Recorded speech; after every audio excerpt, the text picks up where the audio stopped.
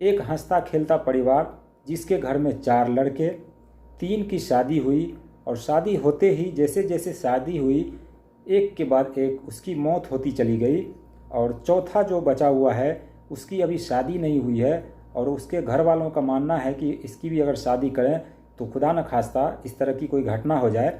तो क्या है इस घटना की राज जानेंगे आप इस वीडियो में, तो बने रहिए हमारे साथ। मैं हूं खुर्शीद आलम और आप देख रहे हैं बिहार एक्सप्रेस यूट्यूब चैनल।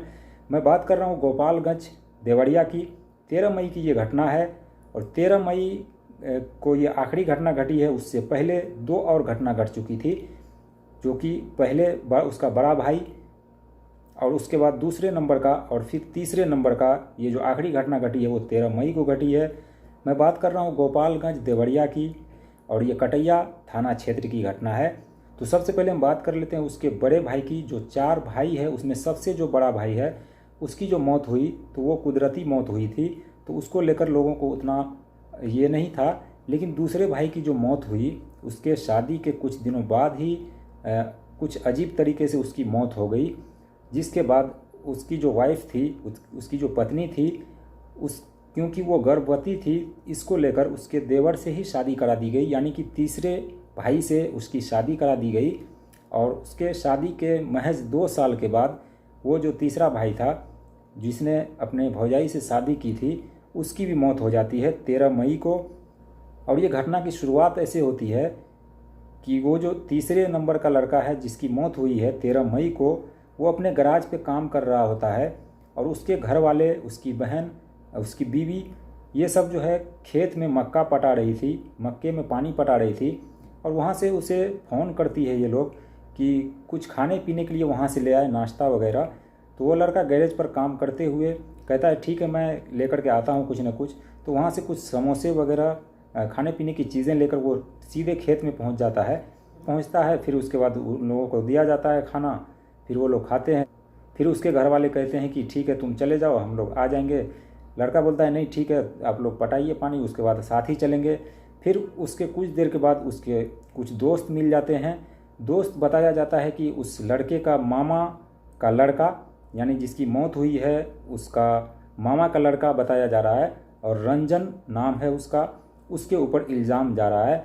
तो वो दोस्त जो है उसको मिलता है, फिर उसको जो है लेकर के किसी सुनसान जगह पे जाते हैं ये लोग और वहाँ पर उसकी गला दबाकर, या फिर कैसे मौत हुई है अभी ये पोस्टमार्टम रिपोर्ट आया नहीं है, लेकिन जो बताया जाता है उसके गर्दन पर यहाँ पर सूजा हुआ है, बहुत फूला हुआ है और पीठ पर चोट के निशान है और शरीर में भी चोट के निशान है। जब उसके घर वालों को पता चलता है, वो लोग भागे भागे जब जाते हैं वहाँ, तो उससे जब पूछा जाता है उस लड़के से, उसका जो मामा का लड़का है, तो बताता है कि ताड़ी पी रहे थे हम लोग और ताड़ी पीते पीते एकाएक ये उल्टी करने लगा। तो फिर ये लोग आनन फानन में उसको हॉस्पिटल लेकर के जाते हैं, जहाँ डॉक्टर उसे मृत घोषित कर देते हैं। फिर उसके बाद उसको पोस्टमार्टम के लिए भेज दिया जाता है, लेकिन 1 हफ्ता बीत चुका है, अभी तक पोस्टमार्टम की रिपोर्ट आई नहीं है और शासन और प्रशासन जो है कहीं ना कहीं इसको अनदेखी कर रहा है। ये लोग FIR भी करने गए थे, FIR किए हैं और जो शक जताया है उन्होंने रंजन पर, जो उस लड़के का मामा है और मामा के जो बेटे हैं उसके ऊपर ये शक जता रहे हैं। तो एक के बाद एक उस घर में 3 मौत हो चुकी है और एक जो आखिरी बचा हुआ लड़का है वो अभी पढ़ रहा है 12th में। और उसके घर वाले से जब पूछा गया, जब मीडिया वालों ने पूछा कि आपके यहाँ आखिर किसकी नज़र लग गई है कि एक के बाद एक घर के 3 चिराग बुझ गए हैं, तो उनका साफ साफ कहना है कि उनका जो शक है वो उसके ऊपर जो है शक जाता है और उसके खिलाफ़ ये लोग जो है कड़ी कार्रवाई की मांग कर रहे हैं।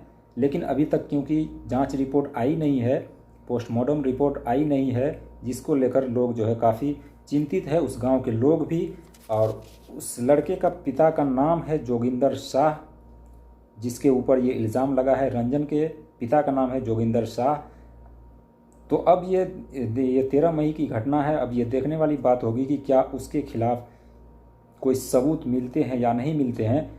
तो इस तरह से एक ही घर के 3 चिराग एक के बाद एक, जैसे जैसे शादी हुई वैसे वैसे मौत होती चली गई और 3 मौत जो है 1 साल 1.5 साल के अंदर अंतराल में जो है हुई है, जिसको लेकर लोग जो है काफ़ी सहमे हुए हैं, उसके घर वाले खास करके काफ़ी सहमे हुए हैं, क्योंकि उसके घर में कोई कमाने वाला बचा नहीं। उस लड़के का पिता जो है वो बिल्कुल बूढ़ा है, जो छोटा भाई है वो अभी पढ़ाई कर रहा है, उसके घर में उसकी बहन है जो कि वो भी शादी लायक है। तो उसका घर का कहीं ना कहीं चिराग जो है वो बुझ चुका है, और जो आखिरी बचा हुआ लड़का है उसकी भी शादी करने से ये लोग डरे हुए हैं, सहमे हुए हैं, क्योंकि एक के बाद एक मौत हुई है उसके घर में, और मौत का मातम जो है वो पसरा हुआ है। तो दोस्तों, इस घटना को सुनाने का मकसद किसी का दिल दुखाना नहीं, किसी का ठेस पहुंचाना नहीं, बल्कि जो सच्चाई है वही मैं बयां कर रहा हूं। ये बिल्कुल सच्ची घटना गोपालगंज की है।